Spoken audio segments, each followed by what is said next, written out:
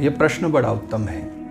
भक्तिमय जीवन में तो नाम जप मात्र पर्याप्त है, लेकिन पूजा पाठ आदि में तो सामग्री की आवश्यकता होती है और सामग्री के लिए धन की आवश्यकता होती है।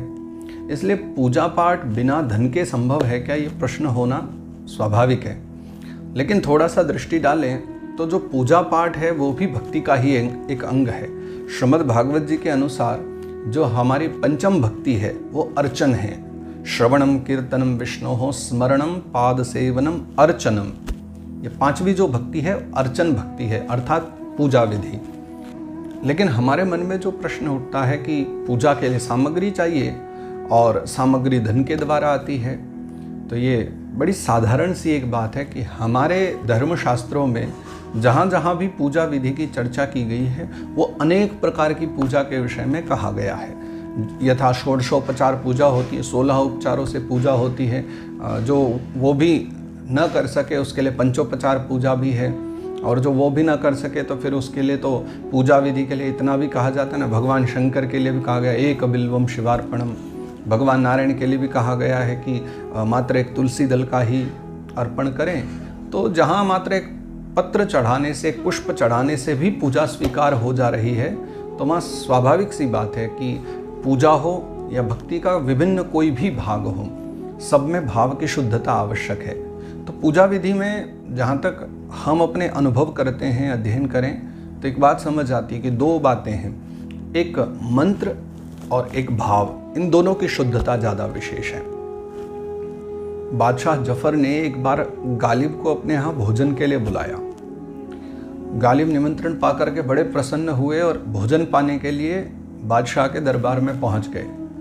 निमंत्रण था, तैयारियां हो रही थी, लेकिन जैसे उन्होंने वहां प्रवेश किया, द्वारपाल ने उनको रोक दिया। बहुत समझाने पर, अपना परिचय देने पर भी अंदर द्वारपालों ने नहीं जाने दिया, क्योंकि उनकी वेशभूषा थोड़ी ऐसी ही थी, थोड़ा फकीर रूप में घूम रहे थे।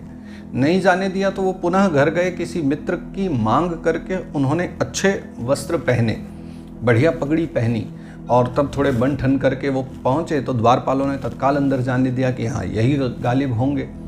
और राजा ने फिर उनको ससम्मान भेंट अर्पण की, पकवान बनाए थे वो सब उनके सम्मुख रख दिए। तो जैसे वो भोजन पाने लगे तो उन्होंने उठा करके वो दाल आदि सब अपने वस्त्रों पर डालने लग गए। तो राजा ने पूछा कि ये पागलपन क्यों?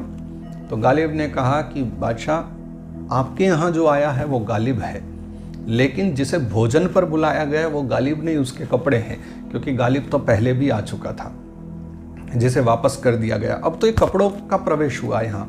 तो मुख्य बात यह है कि ये जो भाव है ना, ये हमारे संसार में चलता है, लेकिन परमात्मा के साथ भाव की, मन की प्रधानता है। वहाँ शारीरिक गुण धर्म या वस्तुएं नहीं देखी जाती। एक आप इस प्रकार से भी समझ सकते हो कि जब आप पूजा पाठ आदि करते हो, ब्राह्मण देवता पूजा कराते हैं, तो स्वाभाविक रूप से देखा जाए तो प्रत्येक पूजा पाठ में आभूषण, वस्त्र आदि तो चढ़ाने ही होते हैं। लेकिन हम लोग कितनी बार चढ़ाते हैं?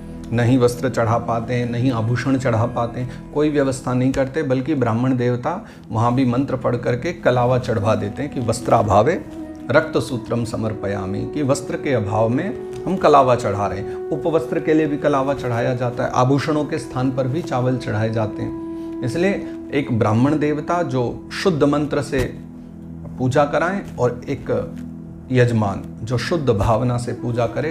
पूजा में सामग्री से कहीं ज़्यादा मंत्र और शुद्ध भावना, शुद्ध मंत्र और शुद्ध भावना, ये दो की ज़्यादा आवश्यकता है।